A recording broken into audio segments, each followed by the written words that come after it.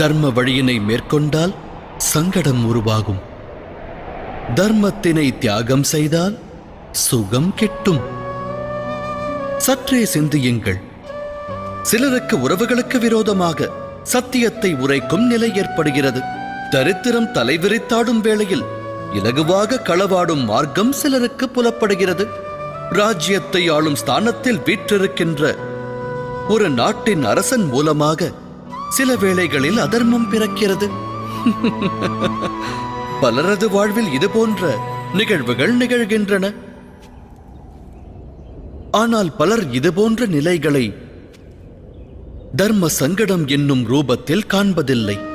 நல்வழி யாது என்பதை அவர்கள் ஆலோசிப்பதே கிடையாது. ஈக்களின் கூட்டம் இனிப்பினால் கவர்ந்து இழுத்து வரப்படுவதைப் போல அனைவரும் சுகமார்க்கத்தை தேடுகிறார்கள். ஆனால்